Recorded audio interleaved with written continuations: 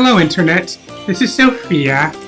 Today I have as my guest Leib Meadvin, who is a COVID-19 survivor here in the Philadelphia area. Welcome to the show, Leib. Thanks, Sophia. I'm glad to be here. So tell us about your experience with COVID-19. How did it feel? What were your symptoms? Well, it came on sort of slowly. I was just talking about this with my family the other day, how things turned around so quickly. How earlier in the week, and this would have been the week of March 9th, things were normal. I'm a teacher, so I was at school.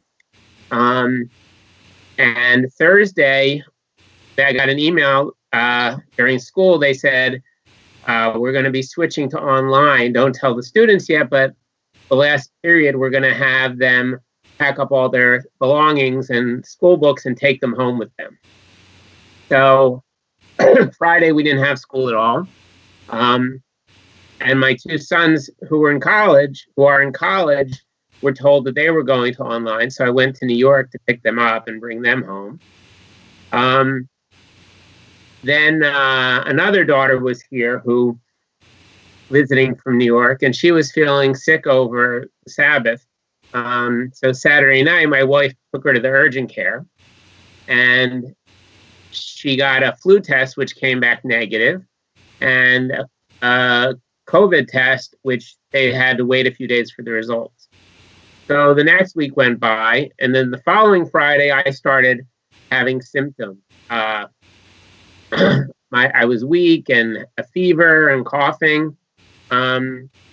This is probably the most important thing to share from my experience is that I didn't feel short of breath, and I knew that was the big problem. If you're short of breath, then it's very serious. So it's interesting because my wife had all these symptoms at the same time. My doctor had said, you're presumed positive because you had come in contact with your daughter, who eventually her test came back positive. But he said, what you need to do is go and get a pulse oximeter and take your oxygen to make sure it doesn't go below 90.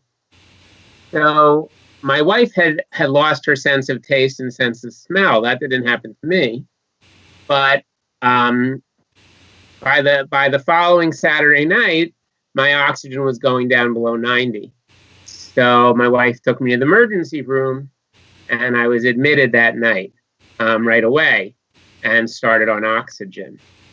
I later read an article that not only did you lose your taste of sense and smell, but also you didn't realize you're short of breath. I thought my breathing was fine. And even the doctors were quoted as saying that they would go into a room, like they could see the monitor from the nurse's station where the patient's oxygen was low, and they went into the room and expected to see them passed out. And they didn't realize they were in there chatting on their phone and talking and texting, and they thought everything was fine. So I spent 10 days in the hospital. It's like a big blur. I'd say the first half I was mainly sleeping, but I was on oxygen the whole time. And I was very weak. I couldn't get out of the bed. I didn't have any appetite. So they would, at that time they gave me, I had already had a Z-Pack before I went to the hospital. And while I was there, they gave me the, I'm sure I'll mispronounce this, the hydrochloroquine. A Z-Pack, what's that? I think it's azithromycin or something. It's a common thing they give people when they have, I guess, I don't know if it's from the flu. I mean, I've had it before. I don't remember why, but that was what the doctor had given me before I went to the hospital.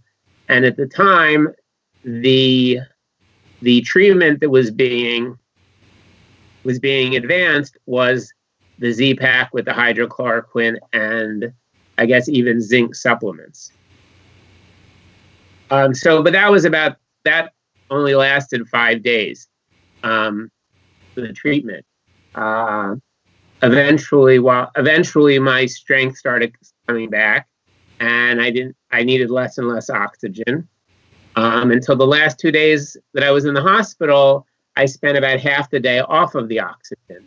And obviously I couldn't leave the room, but the nurse would have me walk around the room and check my oxygen with a portable thing to make sure that the strain of the walking around I was still had enough oxygen.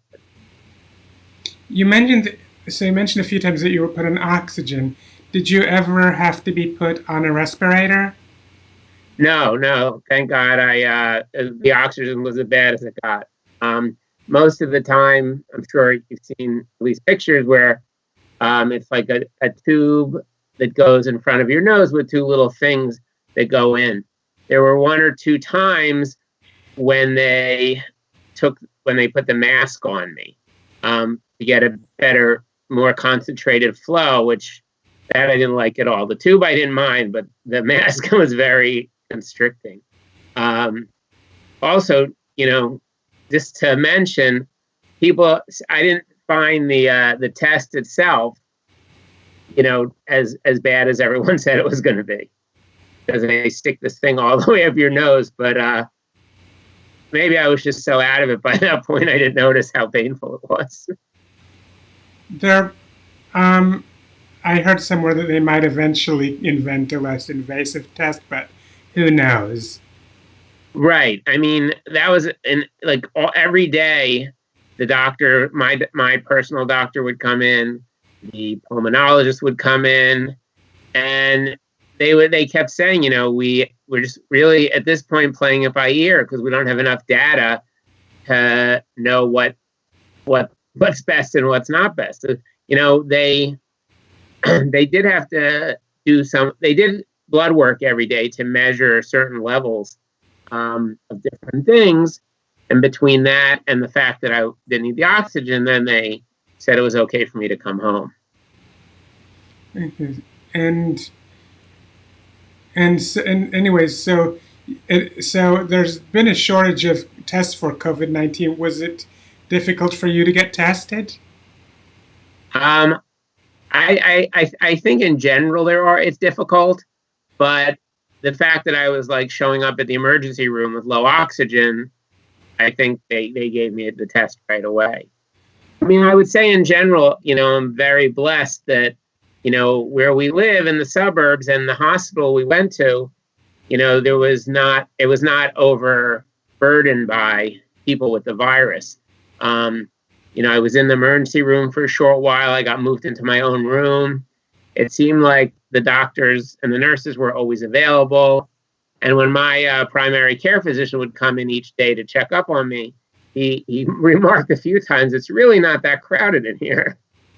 So I'm sure, in a place like New York or in a city, I could have had a much worse experience. Which hospital was that? I was at Lankenau Hospital, which is in Wynwood, PA. I see. And so were you worried at the time when you were sick? Were you worried? I'm not a person who worries, to be honest. I mean, everyone else was worried. My wife especially was worried. But, she was really on top of making sure I got the proper care. She called she was always getting updates from the nurses. And I've heard that it really ensures better care if they know that people are concerned about you and calling to get updates. Again, maybe not at Lankenau, but at an overcrowded hospital. So I wasn't really worried. It wouldn't even occur to me. If I had a ventilator or something, maybe then I would have worried more. But just having that little oxygen tube next to my nose, it didn't seem so bad. So how are you feeling now? I'm feeling good. I came home from the hospital the day before Passover started, and in the beginning I was a little weak, but I got started getting stronger every day. I had lost like 14 pounds during the course of the COVID, so between like getting my appetite back and I needed to gain some weight back. Um, I would say probably within about 2 weeks, I actually started feeling back to normal. Like how I had felt before, not just like improving, but actually like back to my old self. Just just in time because then my school was off from school for Passover, so it just coincided with the time I had to go back to teaching. And yeah, things are good. I mean, I have like a slight cough remnant, but otherwise I'm fine. I'm back to exercising in the treadmill, and it's really, I'm really glad to be back. So I'm guessing you've probably been subject to to stay at home ever since then, because Yeah. Yeah. I mean, we have since I have a lot of family around, they do the shopping and handle most of the things that would require leaving the house. So yeah, I'm pretty much at home. yeah, the shelter-in-place orders probably would make it difficult to have an ordinary Passover Seder this year. So, how Well, did you? I mean, it so happened that besides the fact that our two sons were home, our daughter Amuna, who she and her husband and their kids had been there when we first were exposed, and basically they've been here ever since. So at least there was, we had two of our kids and their families couldn't come, but at least we weren't alone. So That basically, was you're sheltered in place, but enough of you are in the same place that it didn't really hurt the right, Seder too right, much. yeah. So that was nice. I'm sure it was very hard for our people. I know we haven't seen my in-laws or my parents since almost 2 months now, and they were home, for the Passover by themselves, and just all the time, really, because they really can't go out. My Muna also, when she goes shopping for us, she goes shopping for my in-laws, and my sister is living in my parents' house, so she can go out and do the shopping for them. So, any other ways in which the lockdown's been affecting your life? Um, well, I mean, the main effect it has on me. It's funny because I always have thought to myself, if I just had like 2 weeks where I didn't have to go to school or anything to do, I'd be able to get so much stuff done, and like just things I want to do around the house and with my artwork, and I just love to have that time. Now it seems like I'm going to have a lot of it, especially once school's over. I really like going to see live music concerts, and that's going to be off for a long time. It seems like. And watching it online is just not the same. Well, no, because a lot of bands are actually doing like streaming performances, like not just recordings, but actually live streams. But there's something about being there and the energy of being together with all the people at the concert that I really miss. In the same way, it's really it's very hard not to. I normally go to the synagogue every day, and that same Friday that I went to pick up the boys, and everything turned on a dime, so to speak. That was the last day we were at the synagogue. It's been closed since then.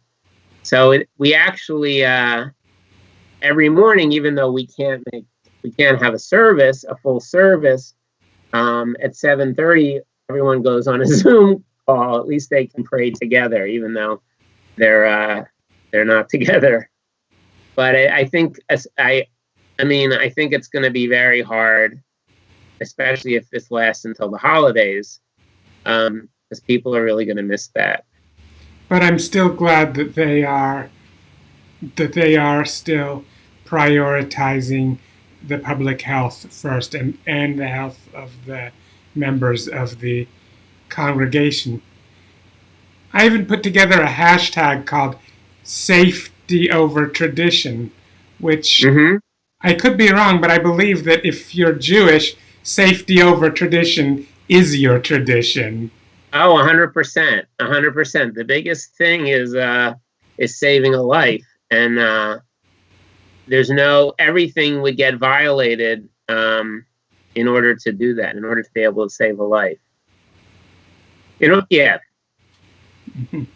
Yes. So, is there any other special life lesson that you've learned from your experience with COVID-19? Well, one interesting thing when I was in the hospital. First of all, my children had organized a WhatsApp group where people would recite the Psalms for my recovery. And I figured it out at one point that it was like that. I mean, literally thousands of Psalms were recited. Also, people were posting on Facebook, friends from different parts of my life were posting about, what they felt like the difference I made in their life. And also, then their friends people I didn't even know would be saying, oh, he sounds so special. Like, they were all praying for my recovery. I mean, hundreds and hundreds of people that were involved with this. And as I was leaving the day when I was getting ready to leave the hospital, I thought wow, that's, what an amazing thing to know that, you make such a difference to people. And it's very inspiring to remain healthy and go out and keep making a difference to them.